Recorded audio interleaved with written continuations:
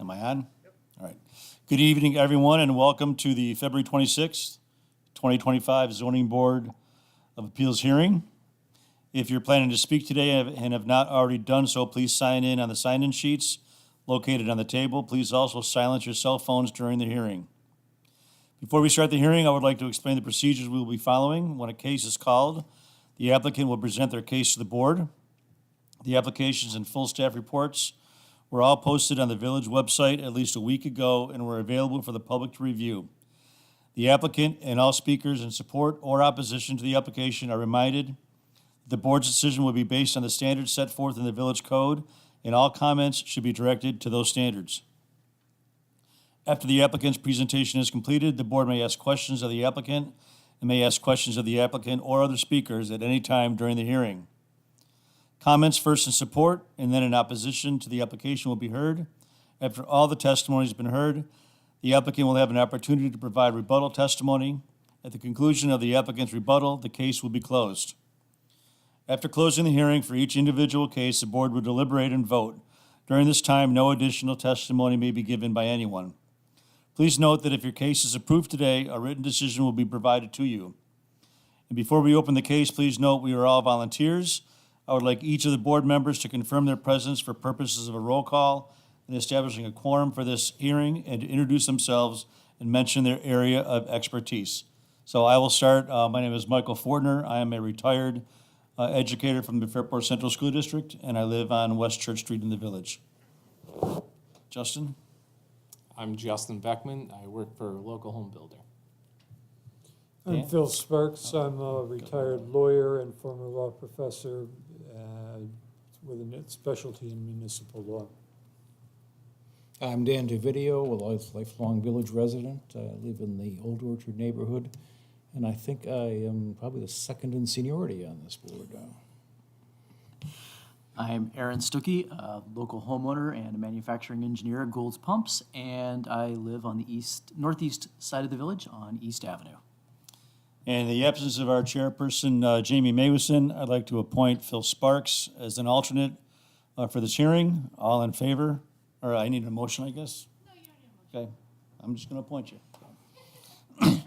All right, so we have the first and only case today. Go ahead, Jill, and Let's do present it the for us. meeting minutes first, and I think Mr. DeVideo will abstain from voting on this motion because he was not present for the meeting. But if you could have a motion to approve the minutes from the November 20th meeting? So moved. Phil, second. I'll second. Second, Justin, all in favor? 4-0.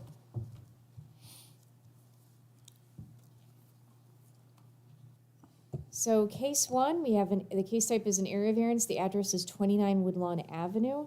The applicant is Tim Kaiser. The request is to construct a detached accessory structure, a garage, not meeting the side yard setback requirement. So you can come up and describe to the board your application. I do want to note that there is a letter of support from the neighboring property owner at the last page of the staff report. I guess I don't have to introduce myself again. Good evening.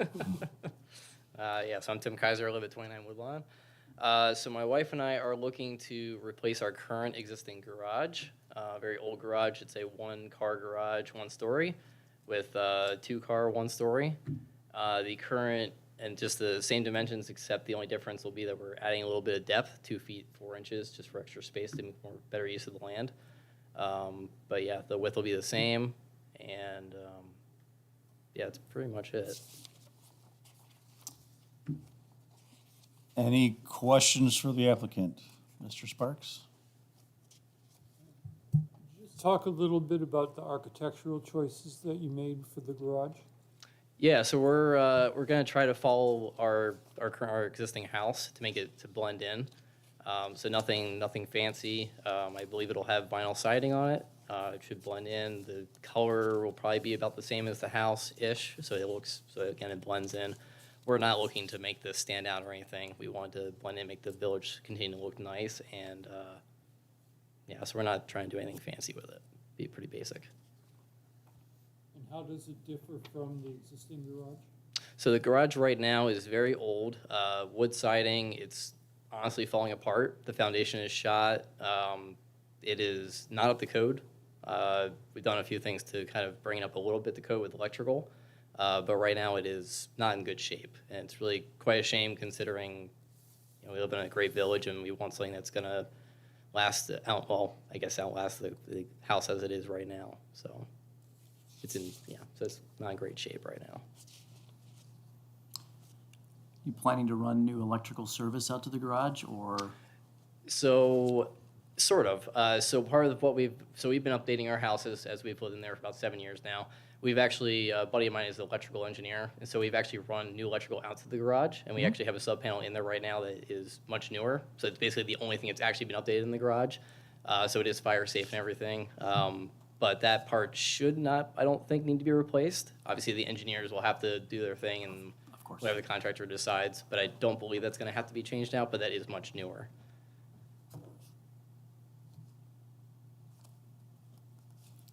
Any other questions, Dan?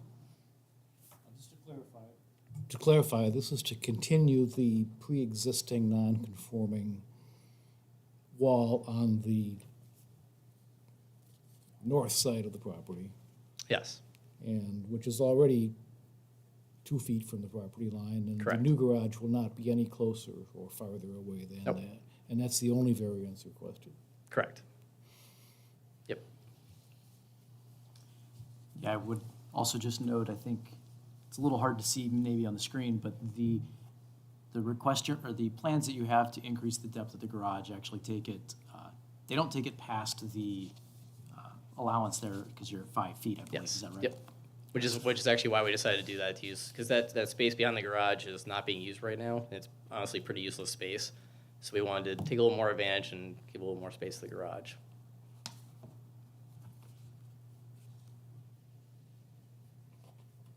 Any other questions? I have none. Dan? No? Justin? All right, thank you very much. Thank you. That being said, I guess I can entertain a motion. Oh, not yet. We're gonna call anybody in support. Oh, No one? Is there- Anyone in opposition? No No one. one? Okay, now you can. I guess I will entertain a motion. We go for the checklist first, or? Yep, let's first go through all of the standards, and then you can make a motion at the end of the standards. Okay, so the first one is, will an undesirable change be produced in the character of the neighborhood or detriment to nearby properties be created by the requested area variance? And if I define the neighborhood, Woodlawn Avenue, between Church and West Avenue, I would say you're essentially replacing an existing structure with one that's which is almost on the same footprint of the one that we have right now. And so I would say, no, there will not be an undesirable change in the character of the neighborhood. No. It goes to the purpose for which I asked the architectural question. I think the architectural consistency is an important part. Mhm. I mean, this is an existing non-conforming use, but the architecture is being rendered more consistently with the character of the neighborhood than the existing uses. Correct. And one thing I do want to mention is that once you demo a garage, you don't retain the rights to that setback. You don't retain the rights to anything. So I know that we're using the term that it's pre-existing non-conforming, but once it's demoed, it's done. So that's why the applicant is here applying for that 2 foot. But again, as mentioned, it is replacing a structure that is currently in almost the exact location that the proposed will be. Number 2, the benefits sought by the applicant can be achieved in some feasible manner other than an area variance. I would say you could probably shift it a little bit more towards the center of the lot, but he did mention in some of the documents we have that the desire is to keep the existing driveway, which economically is more advantageous to him, and it wouldn't be any different for the other side of the property of land that's currently there anyway. Additionally, looking at it, I think for many of these cases, we're shifting a garage away from the property line. You do then introduce a loss of usable space in the backyard, which, given the situation, as you can see on the screen, the position of the house with respect to the lot lines and where the garage is, you would lose a bit of usable space. It might be difficult to maneuver cars into the garage too, given the position of that deck, if the garage were more centered. Nevertheless, the code itself wants the non-conforming use abated, and there is room to do that here. So I think the answer to the question here has to be no. Okay, number 3. The proposed area variance will have an adverse effect or impact on the physical or environmental conditions in the neighborhood or district. I would say it will not.